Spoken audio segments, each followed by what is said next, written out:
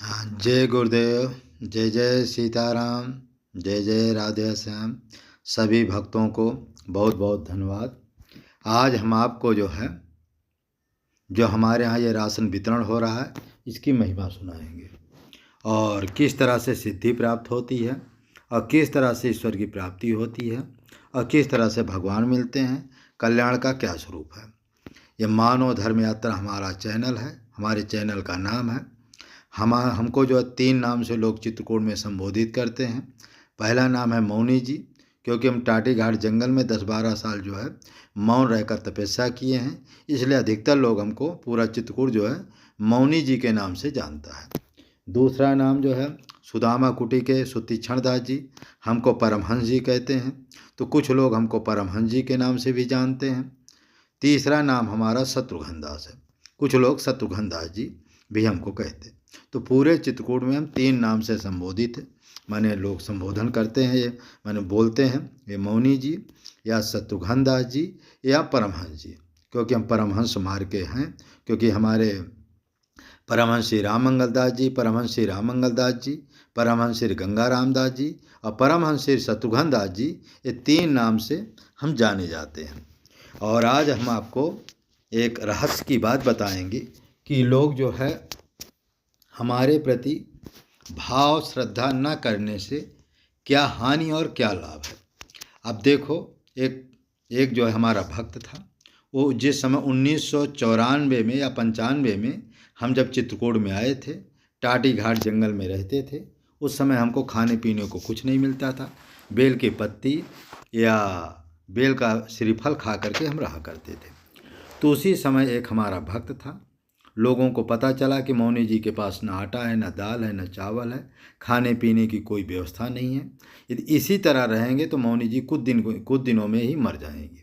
ऐसा जब हमारे माता पिता को ज्ञान हुआ तो उन्होंने वहाँ से हमारे भाई साहब को भेजे, और एक हमारे पड़ोस का ही कुछ दूरी का एक लड़का था, प्रधान का लड़का था, उसका नाम था सुरेंद्र कुमार द्विवेदी। उस समय वो कक्षा 8 या 8 में पढ़ता था। उस समय उसकी उम्र 15 साल की थी। तो क्या हुआ कि वो भी साथ में आया था, क्योंकि 15 साल में लड़के माने साइकिल चलाने लायक हो जाते, कुछ सामान ढोने लायक हो जाते। तो हमारे भाई साहब के सामने वो भी आया, आटा दाल चावल, इस तरह से कंबल चद्दर, इस तरह से बहुत सा सामान दोनों जन लेकर के आए। माने 1.5 महीना का सामान ये लेकर के आए, 1.5 महीने को दोनों मिल करके कम से कम 2-3 महीना का सामान लेकर के हमको खाने पीने को दे गए। फिर क्या हुआ कि भाई लोग तो आना जाना बंद कर दिए, कम कर दिए, कभी आते थे कभी नहीं आते थे। तो जो सुरेंद्र नाम का वकील है, इस समय तो वकील हो गया है, जो सुरेंद्र नाम का भक्त था, जो कक्षा 8 में पढ़ता था, वो मन वचन कर्म से हमारी सेवा करता था। और हर दूसरे महीना वो, ये जो भक्त देख रहा है इसी का नाम है सुरेंद्र वकील, तो वो हर महीना हमारे पास आटा दाल चावल जो ज़रूरत पड़ती थी वो हर महीना हमको लाता था। और हमारा जो परम भक्त हो गया था, मन वचन कर्म से हमारी सेवा करता था और हमारी खड़ाओं की पूजा भी करता था, और हमको अपना गुरु मान करके माने पूजा करता था। उसका परिणाम क्या हुआ कि कुछ दिनों के बाद स्वयं हनुमान जी उसको सपना में आकर के गुरु मंत्र बता दे। कुछ हमने भी बताया और कुछ हनुमान जी स्वयं सपना में आकर के उसको गुरु मंत्र बता दिए। और गुरु मंत्र बताने के बाद उसी हनुमान जी के वो मंत्र का लगातार जप करता था। जब करते करते 25 साल लगातार उस मंत्र का उसने जप किया। अब 25 साल मंत्र जप करने के बाद अब उसको 1-2 महीना हो गए, हनुमान जी के प्रत्यक्ष दर्शन भी होने लगे, हनुमान जी की सिद्धि प्राप्त हो गई। वो कोई भी बात को, जैसे आप घर में बैठे हुए हैं और यदि आप कह दें कि वकील साहब हम थोड़ा हमारे बारे में बताइए, तो वहीं घर में बैठे हुए आपको सब कुछ बता देंगे कि आप कहाँ हैं, क्या करते हैं, क्या खा पी रहे हैं, किससे बातचीत कर रहे हैं और क्या कर रहे हैं। घर बैठे आपके बारे में सब कुछ वो बता देता है। लेकिन वो फ़ोन से बहुत कम बात करता है, और जो उसके सामने प्रत्यक्ष जाता है उसी से वो विशेषकर बात करता है, उसी की वो समस्या दूर करता है। क्योंकि फ़ोन से बात करने लगेंगे तो लोग माने आना जाना कम करते हैं और लोग परेशान करते हैं। इसलिए वो फ़ोन से जल्दी किसी से बात नहीं करता है। तो इसलिए आप लोग जो है किसी को दुख हो तकलीफ, इस तरह से उन्होंने जो है 25 साल तक इस तरह से वो वकील साहब 25 साल से उस हनुमान जी का मंत्र का जप किया। आज उसको सारी सिद्धियां प्राप्त हो गई हनुमान जी की कृपा से। अब घर बैठे आपका भूत भविष्य कुछ भी बता देता है। अच्छा, एक चीज़ और है, उसके जीवन का रहस्य क्या। वो जो वकीली करता है, तो जो दूसरा व्यक्ति 5,000 में काम करता है, वो आपका 500 रुपया में आपको मुकदमा जिता देता, ये क्योंकि उसको सारे जज मानते, सारे वकील मानते। उसके विरुद्ध में जल्दी कोई वकील भी नहीं खड़ा होता है, इसलिए जज साहब 1-2 बार में उसका फैसला कर देते हैं। और दूसरी बात एक चीज़ और है, वो क्या है, यदि वो ये भी पूछता है, यदि आपके पास पैसा नहीं तो वो 500 रुपया जो लेता वो भी वापस कर देता। तो हर व्यक्ति से केवल 500 रुपया लेकर उसका जो मुकदमा वो लड़ता है। और 500 में 3,000 रुपया पर डे वो लेता है, 3,000 में 500 रुपया बंदरों को खिला देता है। 500 में जो भूखे प्यासे जो भटकते लोग होते, उसमें अधिकतर सिद्ध आत्माएं भी इनके पास आती, उनको ये खिला पिला देते। और 2,000 रुपया में अपने घर परिवार का खर्चा चलाता है। इस तरह से उसका जीवन चलेगा। तो कि और सत्य का ही मुकदमा लेता है, ये सबसे बड़ी उसकी खासियत है। और सत्य का मुकदमा लेता है, और झूठ मुकदमा के लिए चाहे 1,00,000 रुपया दो तब भी वो झूठ का मुकदमा नहीं लेता है। इसलिए हनुमान जी इसके ऊपर बहुत खुश हैं। और उसका ये भी कहना है कि अभी तक उसके मन में ये था कि जो लोग मेरे पास आए सभी लोगों को मैं जो है ठीक कर दूं। लेकिन हनुमान खुद बहुत से लोगों को उसने ठीक भी किया। एक कोमा में गया हुआ जज था, वकील था, उसको भी कोमा से निकाल करके जीवन प्राण दान दिया। एक वकील था, उसको कुछ भगवान की हनुमान जी का उसके माने कोड में ही आवेश आ गया। उसका भूत भविष्य बचपन से जन्म तक क्या किया सब कुछ उसने बता दिया। एक वकील साहब थे, एक जज और थे, जिनकी बहू जो है कोमा चली गई, माने भूत प्रेत की छाया थी, तंत्र मंत्र की बाधा थी। उसको एक लौंग मात्र से 1 मिनट के अंदर उसको ठीक कर दिया। और एक जो और व्यक्ति था, उसको जो है कम से कम 10 साल से उसको बहुत माने बवासीर का नाना प्रकार का रोग हो गया था, क्योंकि वो हनुमान जी के मूर्ति को जो है डंडा से मारा पीटा था। तो मूर्ति नाराज हो गए, हनुमान जी नाराज हो गए, तो उसकी 3 बीघा ज़मीन बिक गई और उसको रोग ग्रसित हो गया। कम से कम कई लाख रुपया उसने बर्बाद किया। 3 बीघा ज़मीन तो जानते हो, हमारे चांदेराई प्रयागराज की ज़मीन 1 बीघा ज़मीन 25 लाख की ज़मीन।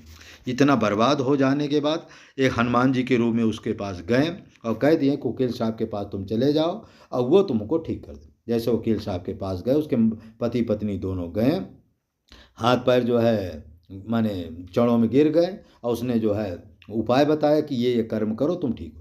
3 दिन के अंदर वो बिल्कुल ठीक होगा। 3 दिन के अंदर उसको घर में आया और वकील साहब से बताया कि महाराज जी आपकी कृपा से रोग भी ठीक हो गया, अब मुझे एक भी दवा की ज़रूरत नहीं, ना हॉस्पिटल की ज़रूरत है, और सब कुछ ठीक हो गया आपकी कृपा। फिर उसने कुछ पूजा पाठ बता दिया और कहा इसको जीवन भर करते रहना, जिससे तुम्हारी गति हो जाएगी। इस तरह से उसके सैकड़ों चमत्कार जो है लोग जो है देखते हैं। और उनके यहाँ जो है प्रत्येक रविवार को भीड़ लगती है। और भीड़ में क्या, जो कुत्ते काटते, कैसा भी पागल से पागल कुत्ता है, वो निःशुल्क इलाज करके वो माने ऐसा उनको पूर्वजों का देन है। तो कुत्ता कैसा भी काटा होता है वो निःशुल्क इलाज कर देते हैं। और किसी को भूत प्रेत की बाधा होती वो भी ठीक कर देते हैं। लेकिन अब हनुमान जी थोड़ा उसमें रोक लगा दिए कि यदि देखो ये तुम इस तरह माने वो जो कुत्ता काटा वो तो फ्री इलाज होगा, उसमें एक भी पैसा नहीं लगे। और किसी को यदि भयंकर कोई भूत प्रेत है, तंत्र मंत्र की बाधा है, पितृदोष है, शनि खराब है, कोई रोग है, उसके लिए अब हनुमान जी का आदेश हो गया है कि आपको एक अनुष्ठान कराना पड़ेगा। उस व्यक्ति का अनुष्ठान कराना है, जिसमें 7 दिन 7 पंडितों को रख करके आपको उसका अनुष्ठान कराना है। उसका आपको फिर उसका एक छोटा मोटा भंडारा करना है। फिर उसका जो है उसी के नाम से जो भंडारा होना है, उसी के नाम से हवन होना, उसी के नाम से अनुष्ठान कर। इस तरह से यदि तुम करोगे तो उसका पाप भी क्षय होगा, पितृदोष का भी निवारण होगा, शनि राहु मंगल और बृहस्पति ये जो माने खराब ग्रह हैं ये भी शांत होंगे। और यदि उसकी भगवान के प्रति प्रीत होगी तो उसकी प्रीति भी बढ़ेगी, और संसारिक कोई कामना होगी वो कामनाएं भी पूरी होगी। इस तरह से अब अनुष्ठान जो है करवाने के बाद ही अब किसी का कार्य करते हैं। और अनुष्ठान में तो जानते हो कि 7 दिन 7 ब्राह्मण जब अनुष्ठान करेंगे, फिर भंडारा करेंगे, फिर आपके नाम का हवन होगा, तो लाखों रुपया का खर्चा तो होता ही है लगभग। तो इस तरह से जो है आपका जो है अब उसी व्यक्ति का कर दें। अब फिर उसमें गारंटी है, गारंटी नहीं महा गारंटी है, आपका कार्य होना ही होना है। और हाँ, अब रही बात है, कुछ ऐसी कामना न रखें कि जो कार्य भगवान भी न कर सके। जैसे आप एक विधायक नहीं है और आप सोचें कि हम प्रधानमंत्री बन जाएं, तो इस तरह के कार्य वहाँ नहीं हो सकते। जैसे तो इस तरह से सारे कार्य करते हैं। और जितने लोगों का अभी तक उसने कार्य किया, ऐसा कोई भी व्यक्ति नहीं है जो पूर्ण रूप से ठीक ना हुआ हो। चाहे कितनी भी भयंकर से भयंकर प्रेत की बाधा रही हो, कि कितनी भी भयंकर से भयंकर तंत्र मंत्र की बाधा रही हो, कितना से खराब जो पितृदोष रहा हो, कितना खराब से खराब शनि की 7.5 रही हो, या मंगल का या राहु का कुछ भी रही हो, जिसके नाम से जो उन्होंने अनुष्ठान कर दिया वो उसका ठीक हुआ। अब प्रश्न ये होता है, यदि उसके माध्यम से अनुष्ठान कराओगे तो गारंटी निश्चित है, और यदि अपने माध्यम से अनुष्ठान कराओगे तो कोई गारंटी नहीं है। क्योंकि वो क्या है कि भाई जब वो स्वयं करेगा अनुष्ठान, तो हनुमान जी तो रोज़ आते हैं उसके पास। तो जब हनुमान जी आपके अनुष्ठान को देखेंगे, हनुमान जी के सामने आपका संकल्प होगा, तो हनुमान जी तो तुरंत ही पूरा कर देंगे। उसमें लिखा है कि नासय रोग हरे सब पीरा, जपत निरंतर हनुमत बीरा। कैसा भी रोग है, कैसी भी समस्या है, कैसा भी पितृदोष है, कैसी भी नौकरी पेशा धंधा पुत्र कुछ भी इच्छा है, वो सब पूरा होता है। ऐसा जो है हनुमान जी का उसको वरदान भी प्राप्त है। और उसके दर्शन माँ से 20% तो कामनाएं मान 20% जो है पाप जो अपने आप दर्शन माँ से दूर हो जाए। ऐसा उसको कई तरह के वरदान प्राप्त हो चुके हैं हनुमान जी की कृपा से।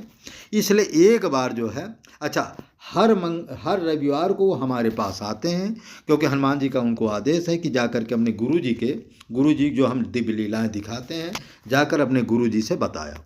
तो हमारे पास वो हर रविवार को आते हैं, और हर रविवार को 1-2 भक्तों का ही वो, माने अधिक से अधिक 5 भगत, हर रविवार को अधिक से अधिक 5 भक्तों को देखते हैं। लेकिन अनुष्ठान कराने के बाद ही वो समस्या का निवारण करते हैं, इसके पहले कुछ भी नहीं करते हैं। तो आप यदि हो सके तो आप स्वयं आइए। और अच्छा, एक चीज़ और है उसमें, क्या है कि अनुष्ठान के पहले आप, क्योंकि 4-5 दिन का जो अनुष्ठान होता है, 1 हफ्ता का जो अनुष्ठान होता है, उसके लिए आपको कुछ दक्षिणा पहले भेजना पड़ेगा। और जब अनुष्ठान आपका पूरा हो जाएगा, आधा पैसा पहले भेजना पड़ेगा। आधा पैसा जो है, जिस समय आपका भंडारा होगा, जिस समय आपका राशन वितरण होगा, माने जिस समय भंडारा होगा, हवन होगा, उस समय आपको स्वयं आकर के अपने सामने जो है संतों को जो भंडारा करेंगे उसमें आपको दक्षिणा देना पड़ेगा। और जो आपके नाम से हवन होगा, स्वयं आपके नाम से हवन होगा, उसमें जो है जो लोग हैं उनको आपको दक्षिणा देना पड़ेगा, उसमें आपको स्वयं आना पड़ेगा। और यदि नहीं भी आएंगे तो आपको वीडियो के माध्यम से सब कुछ दिखा दिया जाएगा। आपके नाम से देखिए भंडारा हुआ, आपके नाम से हवन हुआ, आपके नाम से संकल्प पूर्वक हवन होगा, आपके नाम से संकल्प पूर्वक जो है भंडारा होगा। ये सब आपको जो वीडियो के माध्यम से दिखा दिया जाएगा। और फल उतना ही मिलना है, चाहे आओ या चाहे ना आओ, लेकिन आओगे तो ज़्यादा अच्छा रहेगा, क्योंकि यही बहाने वकील साहब से आपका दर्शन हो जाएगा और हमारा भी दर्शन हो जाएगा, कामताना जी की परिक्रमा हो जाएगी, मंदाकिनी का स्नान हो जाएगा। और जो हम हनुमान जी का मंदिर बनवा रहे हैं उसमें भी आप चाहें तो अपना सहयोग कर सकते हैं, क्योंकि जब हनुमान जी का आदेश है कि जो मंदिर में सहयोग करेगा उसके ऊपर उसके पूरे परिवार के ऊपर हमारी कृपा बनी रहेगी। ऐसा हनुमान जी का आदेश है। और मूर्ति के बारे में तो हमने बता दिया है कि 6.5 फुट जो है उसकी चौड़ाई होगी, 11 फुट उसकी ऊंचाई होगी, और 1.5 फुट पहाड़ के पत्थर की बन रही पंचमुखी हनुमान जी का मंदिर बन रहा है, तो माने बनेगा। तो इसलिए जो है मूर्ति भी बन रही, ज़मीन की भी चर्चा हो रही, ज़मीन लगभग हो ही गया है, अब थोड़ा बस रजिस्ट्री का थोड़ा समय लगेगा। तो इस तरह से बहुत भव्य और दिव्य मंदिर बनेगा। और जो इसमें लोग सहयोग करेंगे, हनुमान जी का आदेश है कि उसके परिवार के, और हर महीना जो इसमें सहयोग करता रहेगा हनुमान जी की पूजा के लिए, हनुमान जी के लिए सिंदूर के लिए, ठाकुर जी के हनुमान जी भोग के लिए मंदिर में सहयोग करता रहेगा, तो हनुमान जी का आदेश है कि उसके पूरे परिवार के ऊपर हमेशा हमारी कृपा बनी रहेगी। तीसरी बात यह है कि जो आप लोग सोचते हैं कोई देखो, समस्या बता देना एक तरफ है, जैसे बागेश्वर धाम भी समस्या तो बता देते हैं। अभी हमारे पास दिल्ली के कुछ भक्तों ने बताया कि महाराज जी हम 80 लोग बागेश्वर धाम जी के पास गए, हमारी समस्या तो उन्होंने सब कुछ बता दिया, लेकिन 80 लोगों में 20 लोगों की अर्जी भी लगी। 20 लोगों अर्जी लगी तो अर्जी में तो उन्होंने सब हमको बता दिया, क्या समस्या है, क्या दुख है, क्या परेशानी, सब बता दी। लेकिन 20 लोगों में एक भी व्यक्ति का समाधान नहीं हुआ, मानो कामना पूरी नहीं हुआ और वो जो है कष्ट दूर नहीं हुआ। तो इस तरह से समस्या बताने वाले तो सैकड़ों आपको मिल जाएगा। एक समस्या बताने वाले तो एक साधारण पंडित भी बता देगा, वो जो पत्रा निकालेगा, कैलेंडर निकालेगा, उसमें देख लेगा आपका नाम क्या है, उसके आधार पर बता देगा। जैसे अब इस समय गा से और दा से और सा से, इस समय माने गा वाला जो आगे जिसका नाम पड़ता है और दा से जिसका नाम पड़ता है और सा से नाम पड़ता है, इस समय 3 लोगों को शनि 7.5 चल रही है और ये लगभग 4 महीने या 4 साल तक ये शनि 7.5 चलेगी। इसमें ये कोई भी जो मन विद्वान या कोई जो है पंडित बता देगा कि ये राशि का तुम्हारे ऊपर शनि की 7.5 चल रही है, कोई भी बता देगा। लेकिन बताने के बाद वो समाधान नहीं कर पाए। क्यों? क्योंकि समाधान का जो है शनि का जो मंत्र उसके पास नहीं। यदि मंत्र है तो साधारण मंत्र है, और जो हमारे ये वकील साहब जो हमारे बताएंगे वो मंत्र इनके पास शनि का है। शनि का जो ये मंत्र बताएंगे स्वयं हनुमान जी इनको बताते हैं कि ये मंत्र से इस भक्त का अनुष्ठान आपको कराना, कैसे अनुष्ठान कराना, पूरी विधि। तो जो वकील साहब मंत्र बताते हैं या अनुष्ठान करते हैं और कराते हैं, स्वयं हनुमान जी के मुख से निकला हुआ मंत्र होता है। इसलिए उसके ऊपर जो शनि की 7.5 है, गारंटी नहीं, महा गारंटी से उसका बिल्कुल शांत हो जाना है, कोई भविष्य में उसका कोई नुकसान नहीं होता। और जो सोच रहे हैं कि हम दूसरे पंडितों से करा देंगे, तो उसमें पहली बात, पंडित जो होते हैं उनको न मंत्र का ज्ञान है, शुद्ध मंत्र का उच्चारण भी नहीं करते हैं। पंडित जो हवन करते हैं वो भी शुद्ध, उनके पास हवन की सामग्री भी नहीं, कौन से हवन करना चाहिए ये भी उनको ज्ञान नहीं। तीसरी बात जो है वो मंत्र जो है, मंत्र का जो जप करेंगे वो भी उनको ज्ञान नहीं है। ज्ञान का मतलब है कि शुद्धता पूर्वक मंत्र का जप नहीं करें, कभी गुटखा खाएंगे, कभी मोबाइल देखेंगे, मन से नहीं करेंगे। इसलिए शनि 7.5 नहीं खत्म हो। और शनि 7.5 इतनी खराब होती है, भगवान को 14 बरस तक जो है माने 14 बरस के जंगल में भटकाएं। शनि की वजह से 14 बरस भगवान जंगल में जो है वनवास में दुख भोगा है। और शनि इतना खराब होते हैं कि अपने गुरु भगवान शंकर जी को तो तक उन्होंने नहीं छोड़ा। उन भगवान शंकर जी को कुछ दिनों तक पेड़ की जो है कंदरा में उनको छिप करके रहना पड़ा, ये क्यों? शनि के डर की वजह से। तो आप समझ लो शनि कितना खराब है। अभी एक भगत हमारे पास दुबई का आया, बताया कि शनि की 7.5 है, उन्होंने इंटरेस्ट नहीं लिया और तुरंत 8 लाख रुपया भी जो है चला गया, उनका कागज पत्ता भी सब कुछ चला गया। और जबकि उन्होंने बताया कि शनि की, उसी समय वो 2 लाख रुपया चाहते, पैसा 8 लाख रुपया था, वो चाहते 2 लाख रुपया दे करके बढ़िया शनि की जो है अनुष्ठान करवा देते, ये दुख ही ना होता, ये समस्या ना उत्पन्न होता और ना उनको ये कष्ट होता। तो लेकिन व्यक्ति सोचता है कि मेरा पैसा चला जाएगा, बाद में कोई लड़का का एक्सीडेंट हो गया, कोई बहुत बड़ी धंधा का नुकसान हो गया, कोई जो है नुकसान हो गया, कोई बहुत बड़ा रोग हो गया, कोई बहुत समस्या हो गई, कोई दुर्घटना हो गई, बाद में व्यक्ति रोता है कि अरे बहुत बड़ा कष्ट हुआ। कष्ट इसीलिए हुआ कि भाई शनि की वजह से, राहु की वजह से, केतु की वजह से तुम, अच्छा गुरु तुम्हारा, कुछ लोगों का गुरु खराब होता है। जब गुरु की तुम सेवा नहीं करोगे, उनका जो हर महीने उनकी सेवा में नहीं जाओगे, तो कैसे गुरु भी नाराज रहते हैं। क्योंकि गुरु नाराज इसीलिए रहते, गुरु को हर महीना सेवा में कुछ ना कुछ दक्षिणा भेजना चाहिए, कुछ ना कुछ उनकी सेवा करो, और नहीं सेवा करो तो गुरु नाराज रहेगा, तो वो भी आपको दंड मिलेगा। पितृदोष की बात है।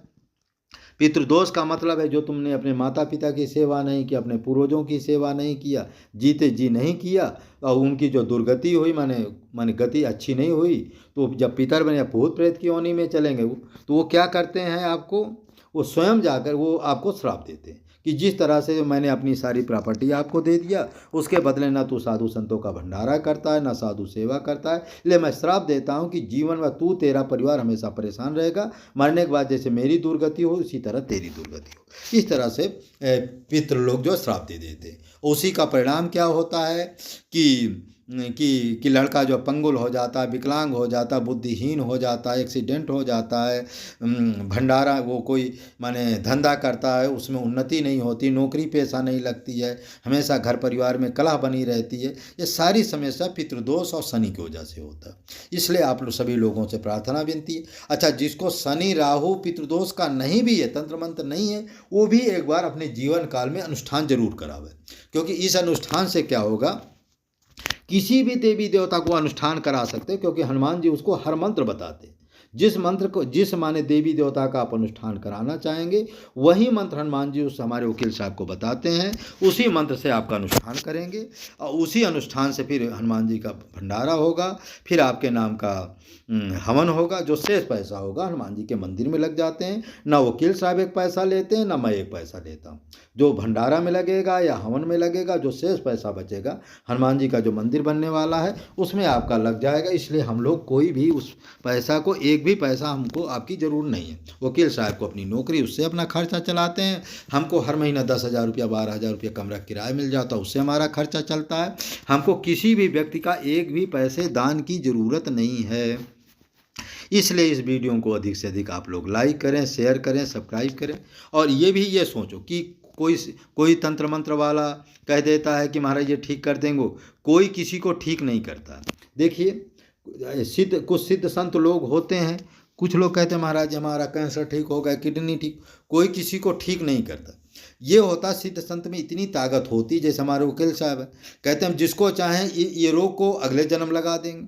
तो वकील साहब भी कहते हैं कि किसी को किडनी खराब है, किसी का कैंसर है, गंभीर से गंभीर बीमारी कुछ भी हो, लेकिन ये रोग को हम उठाकर अगले जन्म लगा देंगे, बुढ़ापा में लगा दें, लेकिन भोगना तो तुम ही को पड़ेगा।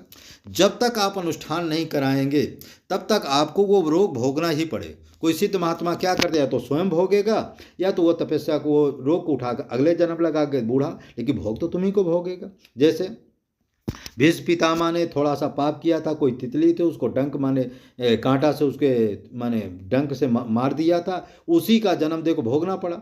100 जन्मों के बाद भी देखो भीष्म पितामह को भोगना पड़ा, जबकि गंगा जी के पुत्र थे, नहीं भोगना पड़ा, फिर भोग। उसी तरह हम जितने भी पाप करते हैं अवश्य में भोक्तव्यम कर्मा शुभम शुभम और सतेरपि, तो करोड़ों जन्म होने के बावजूद भी हमें अपने कर्म का फल भोगना पड़ेगा। ये बात